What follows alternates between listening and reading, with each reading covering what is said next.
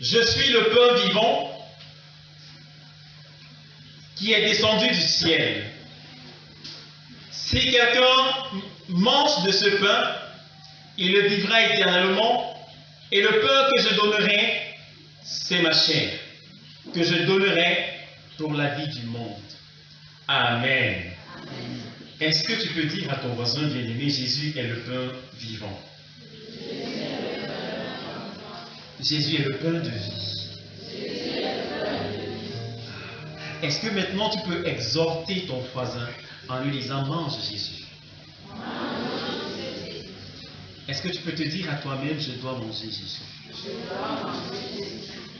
Bien-aimé, se réfère en Jésus-Christ, c'est toujours une grâce et un privilège, un plaisir pour nous que d'être là à vous servir et à conduire ce temps de partage de la parole. Et ce matin, nous allons, parce que le texte nous y convie, aborder un texte qui très souvent est connu, cité, mais généralement hors ou loin de son contexte. Beaucoup de gens ont assimilé le passage dont lecture vient de nous être donnée à une institution future de la Sainte Seine. Et pour beaucoup, manger le corps de Christ, boire son sang, c'est prendre la Sainte Seine, c'est prendre le pain de la Seine et prendre le vin de la Seine. On nous l'a enseigné parfois à tort dans nos catéchismes. On a essayé de nous faire ingurgiter cela dans nos différents enseignements, mais aujourd'hui, nous allons interroger le texte et laisser l'Esprit Saint nous conduire pour déceler le message de Jésus, ce que Jésus veut nous dire à nous aujourd'hui, et ce que les gens de son époque avaient même compris puisqu'il s'adressait aux Juifs de l'époque. Pour bien comprendre ce texte, nous allons rentrer dans le contexte afin de le situer. Mais déjà, il est important de réaliser que, de manière générale, aujourd'hui, Jésus veut que chacun de vous mange et boive. J'étais impressionné de réaliser que sur 8 versets, on a lu les versets 51 à 58. Sur 8 versets, Jésus a utilisé le verbe manger à combien de reprises? À 8 reprises. 8 récurrences. Et quand Jésus met l'accent, ça veut dire qu'il y a un message qui se cache derrière cet accent. C'est comme un verbe qui revient dans tout, ou un mot qui revient dans tous les versets. C'est comme si à tout bout de phrase, Jésus dit mangez, mangez, mangez. J'ai dit manger, j'ai dit manger. Imaginez à 8 reprises, 8 récurrences sur un court texte, ça veut dire que c'est un élément essentiel. Et Jésus nous enseigne qu'il est question pour nous de manger. Et il dit, celui qui mangera vivra. Amen. Donc, pour Jésus, la nourriture est rattachée à quoi? À la vie. Si on mange bien, on vit. Mais si on ne mange pas, on meurt. Comme nos pères qui ont mangé la manne et qui sont morts, Jésus dit, moi, je donne le pain et celui qui mange le pain que je donne ne mourra pas. Il est question de manger pour vivre et manger de l'autre côté pour mourir.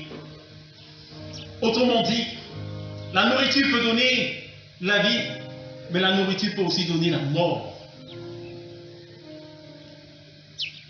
Je me rappelle, quand on était plus jeune, il y avait une image qu'on nous faisait avaler, selon laquelle être gros était synonyme de belle vie.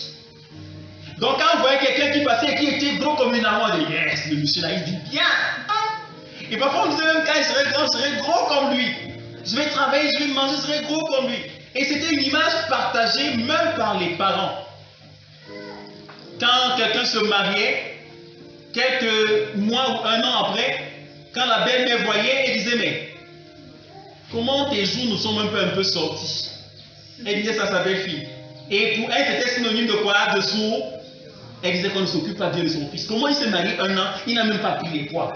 Comment ses joues ne sortent même pas? Cela signifie que pour elle aussi, pour nos parents, bien s'occuper de son fils, ce fait qu'il s'engraisse un peu.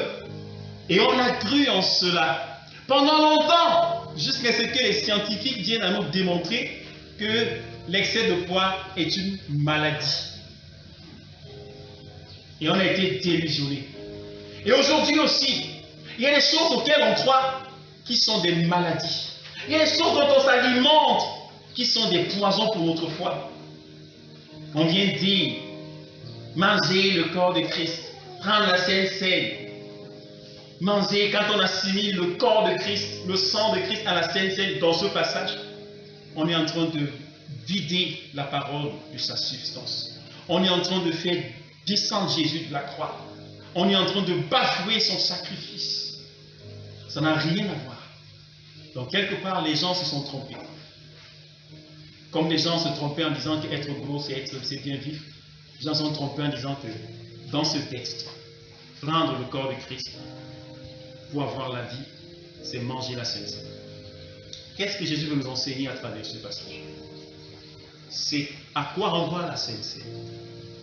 Vous pensez, bien-aimés, qu'il suffit, comme on peut le prétendre, de prendre le sang de Christ et le corps de Christ pour aller au ciel?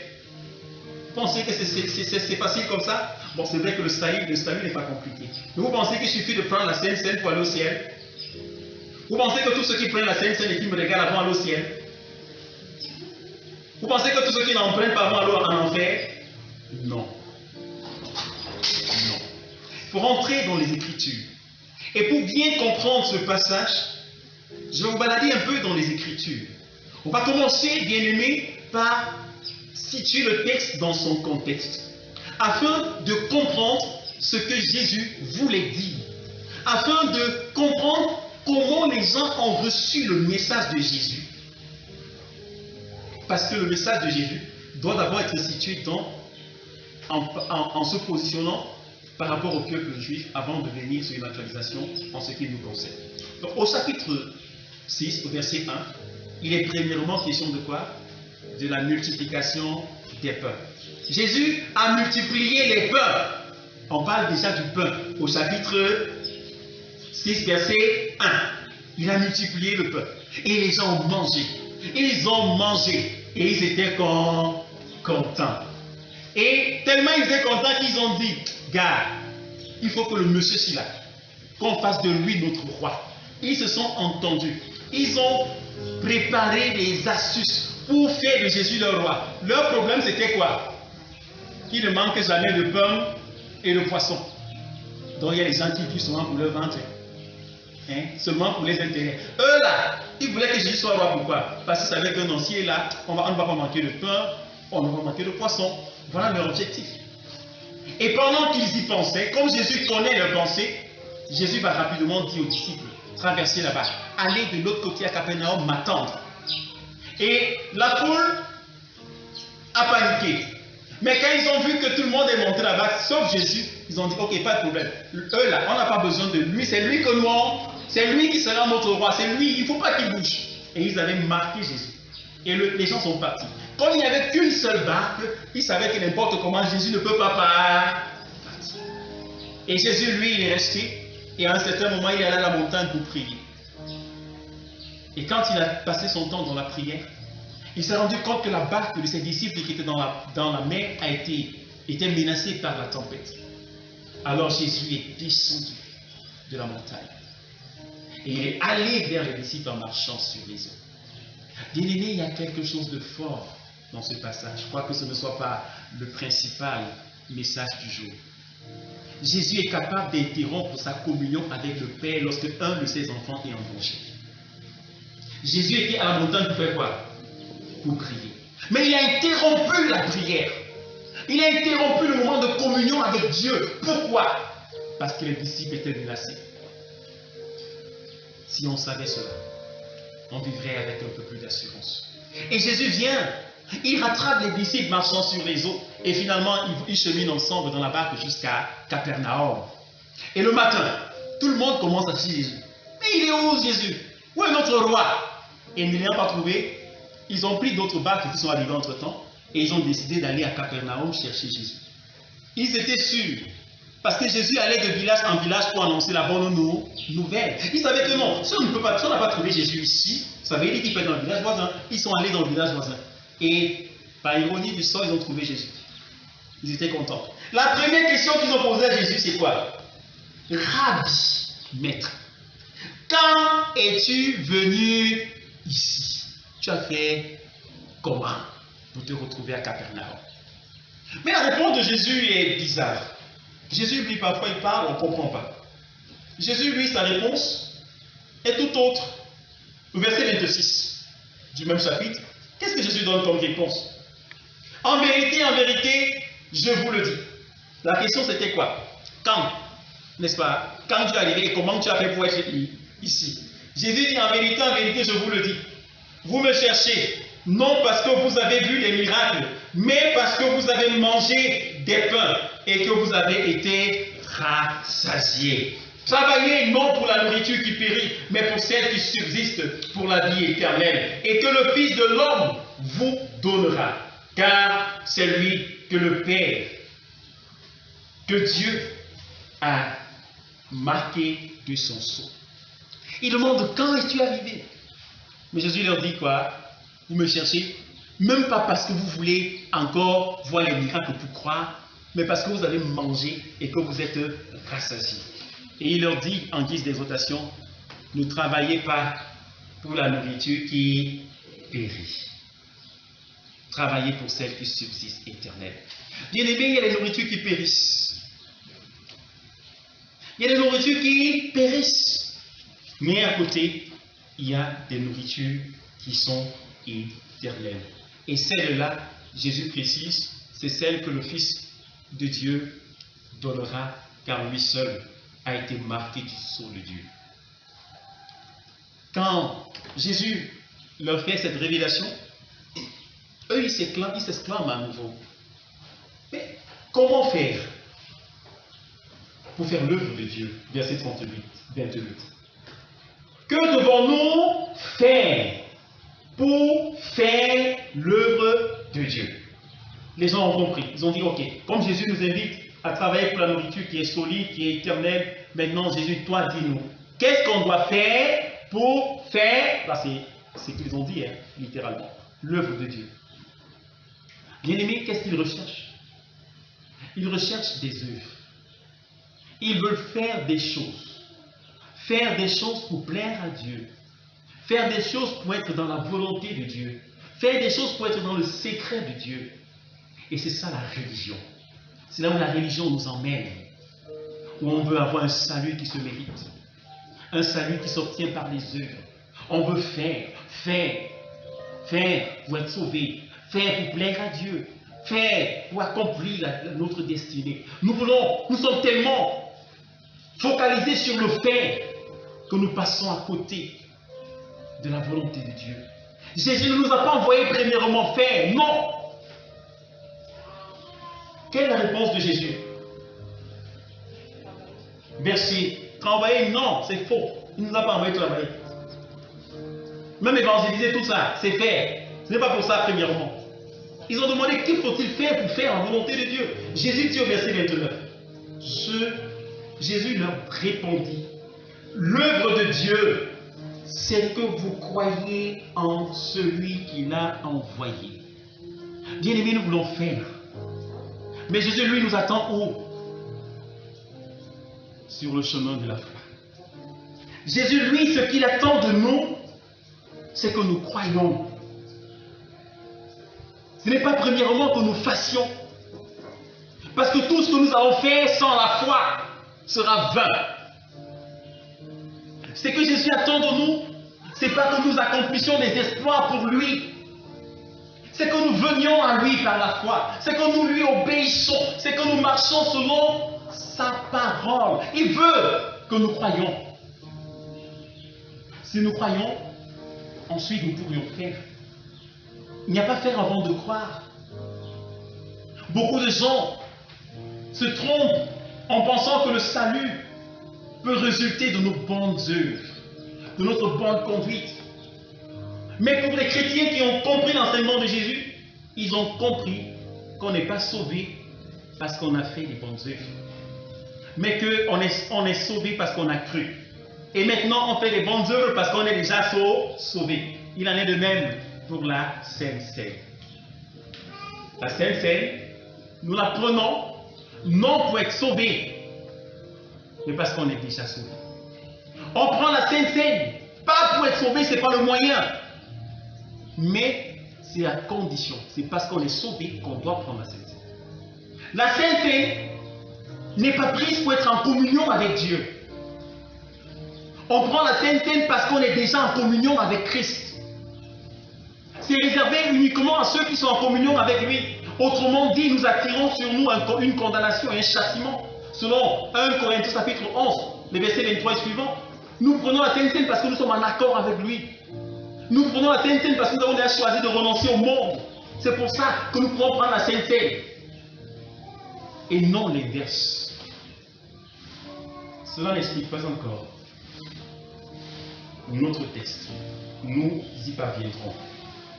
Jésus dit à la foule, ce dont vous avez besoin, c'est de croire. Et qu'est-ce que la foule dit à Jésus? La foule demeure dans la superficialité. Et il dit à Jésus, bon mais tu veux qu'on croie en toi? Bon mais on est disposé. Mais toi, montre-nous un miracle. Fais un miracle. Qu'est-ce que tu vas faire pour que nous croyions en toi? C'est vrai qu'on sait que tu as donné le pain, tu as multiplié le pain, mais tu n'es pas le seul à le faire. Moïse aussi a fait que la manne tombe du ciel. Il nous a donné un pain, mais toi tu veux qu'on croie en toi. Quel miracle tu vas faire? Fais quelque chose qui soit plus grand que Moïse, afin que nous te reconnaissions comme supérieur à Moïse. Et la réponse de Jésus est fracassante. C'est là que Jésus va commencer à aller dans les profondeurs de la parole. Et c'est là qu'il va nous introduire dans notre texte. Lisons ensemble le verset 37. Que chacun prenne sa Bible.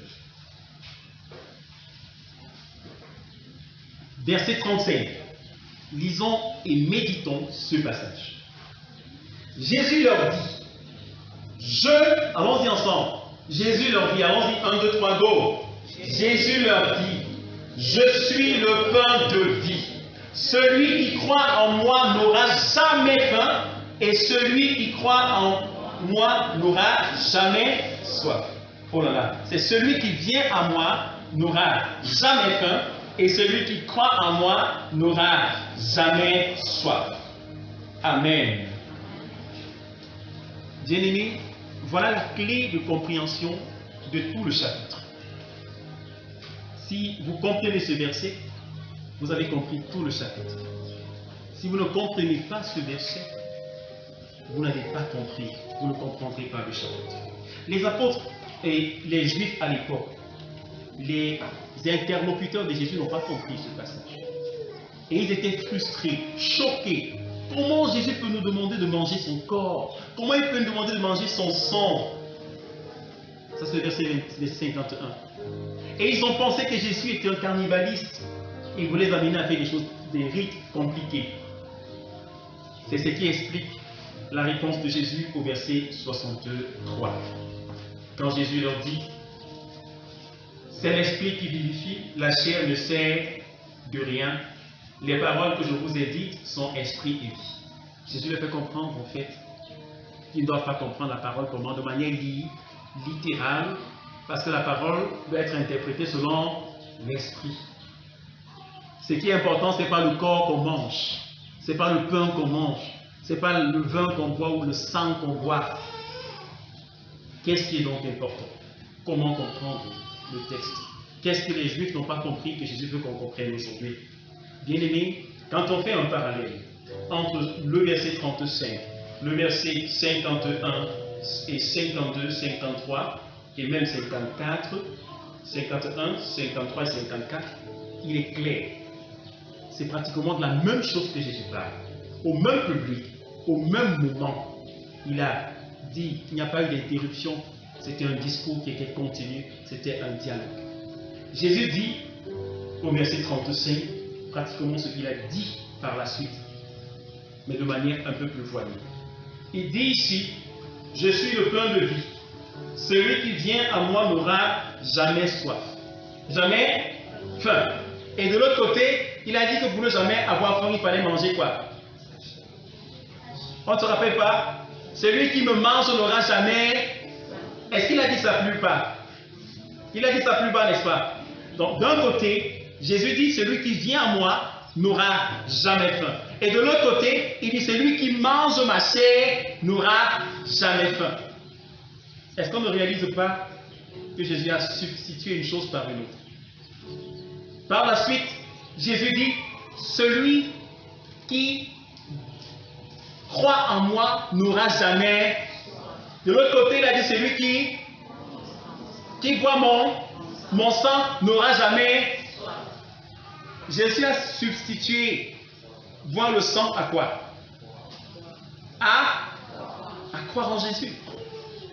Autrement dit, quand Jésus dit, celui qui mange mon corps, il ne s'agit pas de manger la Sainte Seine. Ça n'a rien à voir. Il s'agit de venir à lui. Il s'agit de communier avec lui. Il s'agit de s'approcher de lui. C'est ça croire, c'est ça manger le corps de Jésus, d'après Jean chapitre 5. Que beaucoup de gens n'ont pas compris, ont mal enseigné. Et à cause de cette mauvaise nourriture, beaucoup de gens sont dans la constipation, beaucoup de gens sont dans la malnutrition spirituelle et attrapent des maladies, kwashiorkor et bien d'autres obésités spirituelles. Et ils enseignent des faussetés. Il y a l'église se divise parce que les gens se fondent dessus des pseudo-vérités. Rentrez dans la parole. Ici, il n'est pas question d'une sainte qui sauve, comme vous enseignez dans l'église de nos grands-pères. Ici, il est question de quoi? D'un Jésus qui sauve. Alléluia. Manger le corps de Jésus, c'est s'approcher de lui. C'est venir à Jésus. C'est le suivre. Voilà ce que c'est que manger le corps de Jésus. Et les Juifs ont mangé le corps de Jésus. Ils étaient à la suite de Jésus. Mais ils n'ont pas fait la deuxième chose qui est déterminante. Ils n'ont pas bu son sang. Parce que boire le sang, c'est quoi? C'est croire. C'est obéir. C'est être fidèle. C'est s'attacher à lui. Les autres n'ont pas cru. Ils n'étaient pas attachés à Jésus. Ils voulaient piller Jésus. Ils étaient avec Jésus, mais sans être avec lui. Et aujourd'hui, mes frères et mes sœurs, beaucoup de personnes sont dans l'église, mais souffrent de l'absence de Dieu. Beaucoup de gens ont faim, mais ne mangent pas le bon repas. Et c'est ce qui explique qu'on est dans l'église des gens qui ont 30 ans dans la foi, mais qui se comportent toujours comme des enfants. C'est ce qui explique le fait que chaque jour, les gens viennent, on prie pour eux, et demain, ils ont toujours besoin de quelqu'un pour leur tenir la main. Jamais ils ne prient pour les autres. Jamais ils n'arrêtent la main des autres. Ce qui explique le fait que dans l'église, des gens qui sont éternellement nés, 30 ans, ils ont la même taille. 10 ans dans la foi, ils étaient comme ça. 20 ans, ils sont comme ça. 50 ans, ils sont comme ça. Parfois, quand l'église même diminue encore plus, parce qu'ils disent non, nous, on a l'expérience. On fonde notre foi sur des mensonges. Parce qu'on ne veut pas aller en profondeur dans la connaissance. La communion, l'union avec le Christ. La Bible dit que c'est ce qui va te rassasier. Tu peux manger à toutes les sauces. Tu peux manger de tous les repas. Et tant que tu n'es pas en communion avec Jésus, tu ne seras pas rassasié. Tu auras une vie chrétienne fade. Une vie chrétienne qui manquera de puissance. Une vie chrétienne qui manquera d'inspiration. Être abreuvé. La foi en Jésus est ce qui me comble. Il y a des gens qui vont dépenser tout l'argent qu'ils ont, mais ils ne seront pas comblés, ils ne seront pas abreuvés. Il y a un chercheur que j'aime bien au Cameroun qui a été décédé dans les années 2000, je ne sais plus trop quelle année exactement, Charles Ateba. Oui, il avait dit, selon une recherche qu'il avait faite, que les Camerounais, en une année, ont bu la quantité d'eau qui équivalait à tout l'eau de la Samaria. En un an. La quantité de vin qu'ils ont bu équivalait à la quantité d'eau qu'il y avait dans le fleuve Sanaga. Mais ce qui est curieux, c'est que les gens qui ont bu tout l'eau ont toujours soif. Il y a dans l'église aussi des gens comme ça, qui vivent, qui sont éternellement assoiffés. Assoiffés d'amour, assoiffé de joie, assoiffé, toujours en train de quémander les miettes, toujours en train de souffrir, en train de se battre. Bien-aimé, c'est parce que tu n'as pas frappé à la bonne adresse. La Bible dit que nous dépensons beaucoup pour ce qui ne nous rassasie pas. Nous buvons et nous ne sommes pas rassasiés parce que nous ne venons pas sincèrement au Seigneur. La Bible dit que c'est la foi qui va nous étancher. Manger le corps de Jésus, boire son sang, c'est demeurer dans la communion avec lui par la foi. Voilà ce que le Seigneur nous révèle aujourd'hui. Bien-aimés, ne soyons pas durs. Il ne suffit pas de prendre un petit morceau de pain, un petit verre de vin pour aller au ciel. C'est que les païens qui boivent plus que vous, vous dévanceront au ciel. Ils ont pris la Sainte Seine avant vous, peut-être, vous ne savez pas.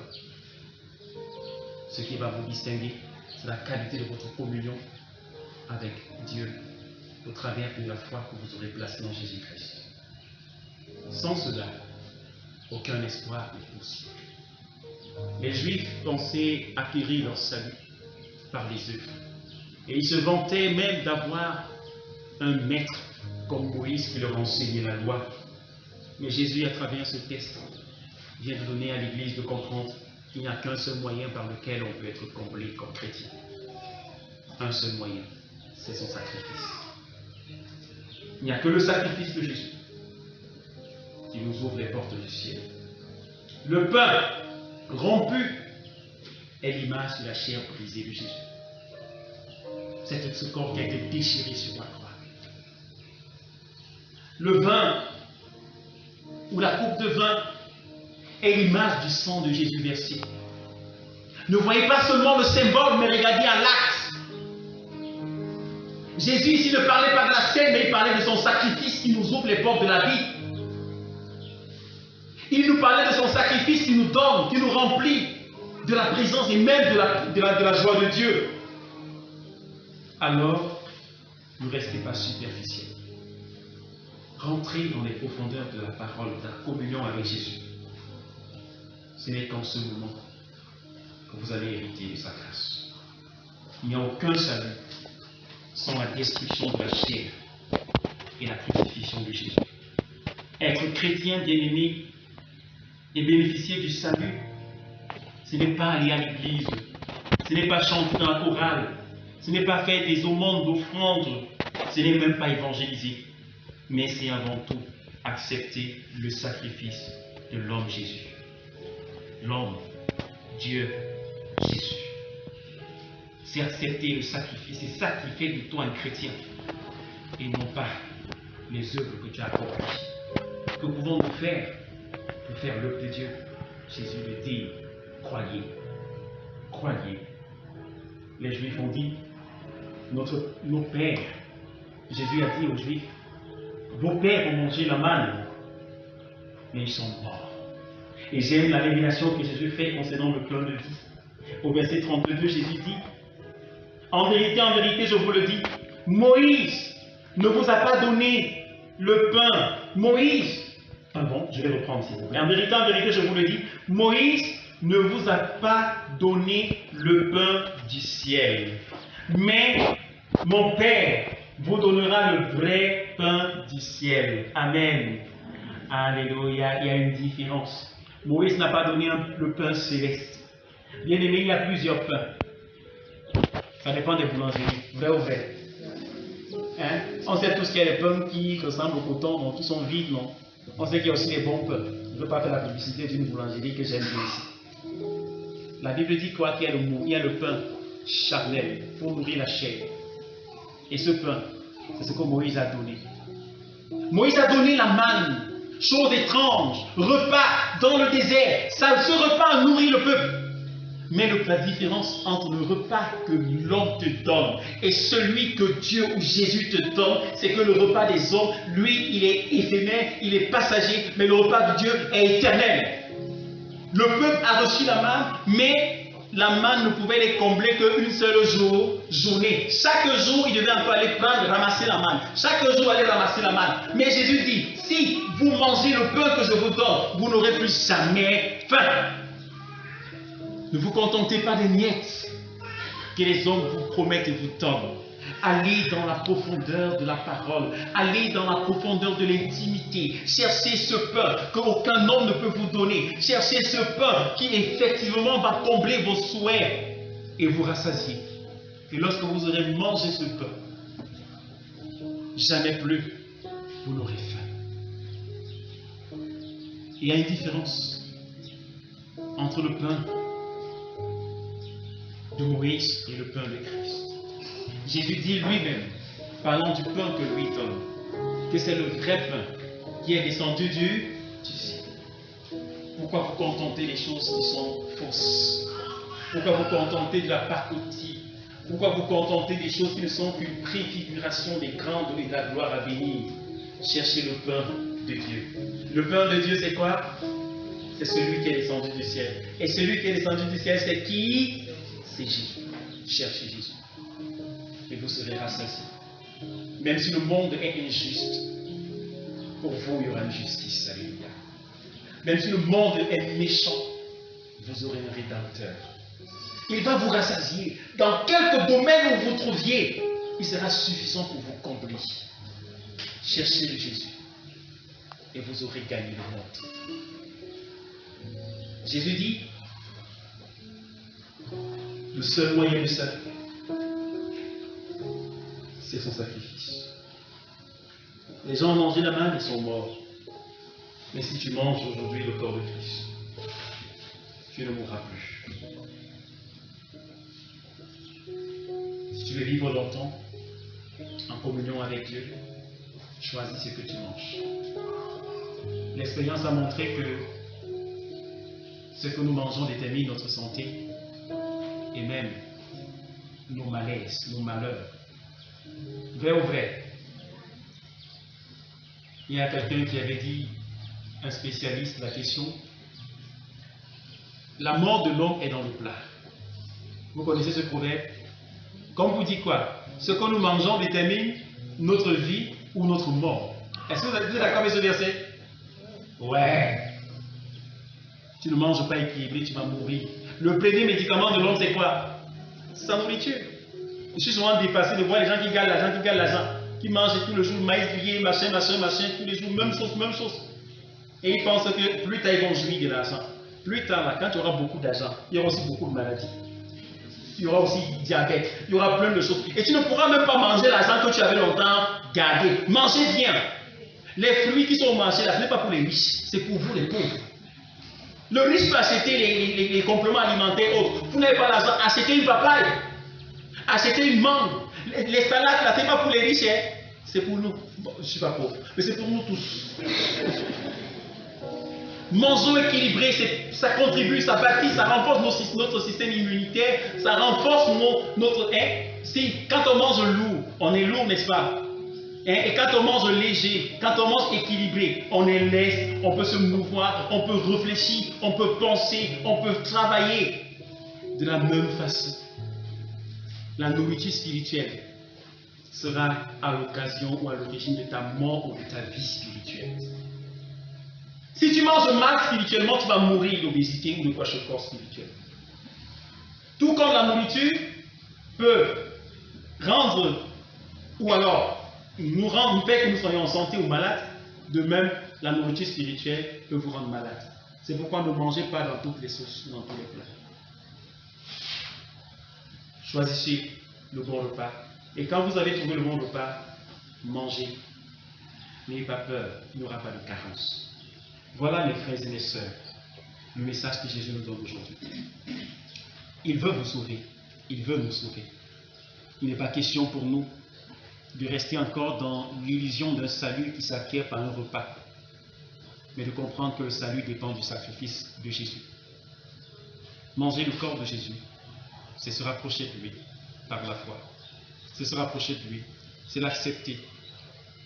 Boire son sang, c'est le recevoir par la foi. C'est croire en ses paroles. C'est avoir confiance que ces paroles sont ignobles et qu'elles s'accompliront en leur temps.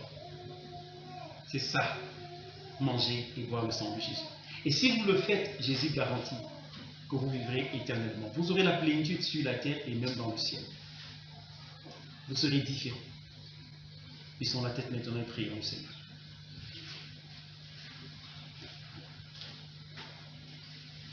Humilions nos âmes, mes frères et sœurs. Et demandons pardon à Jésus. Parce que nous avons souvent fait la paresse quand il fallait lire sa parole. Nous nous sommes contentés des choses qui sont charnelles. Et aujourd'hui, Jésus dit que la chair ne sert de rien. Que la chair périt et que seules les choses spirituelles sont éternelles. Dis à Jésus, j'ai faim et soif de ta présence.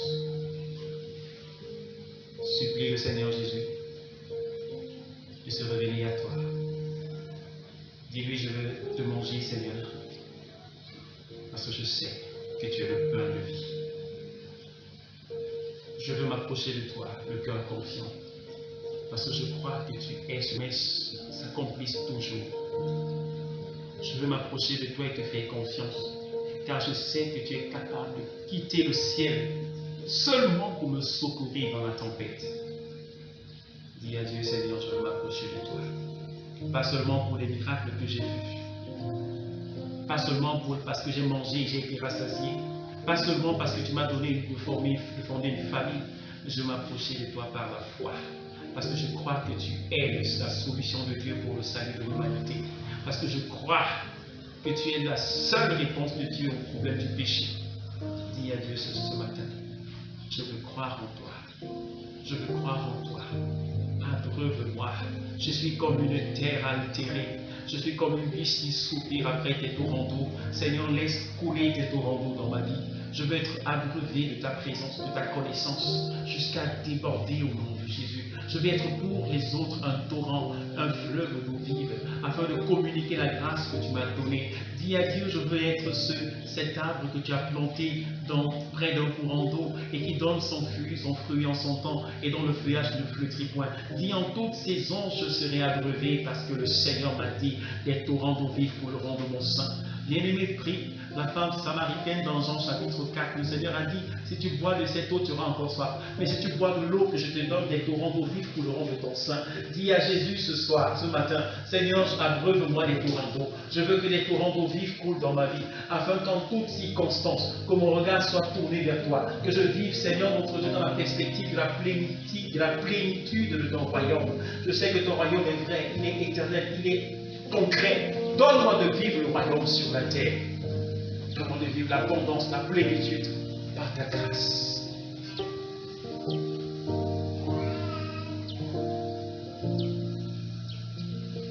Rends grâce à Dieu pour le pain, symbole de la mort de Jésus. Rends grâce à Dieu pour le vin, symbole de son sang qui te rachète. Et dis, rien ne sera plus comme avant. Parce qu'aujourd'hui, mon salut ne repose pas sur mes œuvres, mais sur l'œuvre de la croix. Rends grâce à Dieu, parce qu'aujourd'hui, pour toi, les choses changent. Tu entres dans une nouvelle saison. La dimension de la plénitude, la dimension de l'abondance, la dimension de la gloire. Et le Seigneur qui est fidèle te rassasie et te comble de ses grâces. Proclame que tu es complet dans tous les domaines de ta vie. Proclame que la plénitude de Dieu s'étend dans ta vie spirituelle, sanitaire, sociale, entrepreneuriale. Déclare que tous les domaines de ta vie sont visités par la fraîche rosée. Que la pluie de l'arrière-saison se répande maintenant pour fertiliser ta vie et te rendre productif pour le Seigneur. Rends grâce à Jésus qui te donne son corps et son pain et son sang comme repas de vie. Seigneur, nous te rendons grâce pour ta parole. Nous voulons te manger aujourd'hui parce que nous avons compris que toi seul es la source de vie pleine, vie abondante, vie épanouie, loin de toute frustration. Et aujourd'hui, parce que nous t'avons mangé, parce que nous nous sommes approchés de toi par la foi et que nous avons mis en toi notre espérance, nous confessons que même si le monde chancelle, ta parole ne chancelle pas. Ton amour de Père pour vous ne chancelle pas. Nous serons où tu veux que nous soyons et nous accomplirons tes œuvres. Quelles que soient les saisons, il y aura pour nous un chemin. Même dans le désert, tu créeras pour nous des oasis et nous allons nous abreuver à tes torrents de vivre. Reçois toute la gloire pour ta présence et la révélation de ta parole. Donne-nous de ne pas vivre seulement pour les petites choses de la terre, le pain et le vin que nous mangeons, mais donne-nous de rechercher le signe premier qui est ton sacrifice, qui nous ouvre les portes de l'éternité. Que, en nous approchant de la scène, nous soyons conscients de ce que cela représentait pour toi. Tu as tout payé, tu as payé le prix pour notre rachat, pour notre libération. Donne-nous de vivre pour toi, t'honorer et pour te glorifier. Père, béni soit ton nom pour ta parole que tu nous as donnée ce matin. Rassasie-nous encore de ta présence. Au nom de Jésus, nous te prions. Amen. Amen.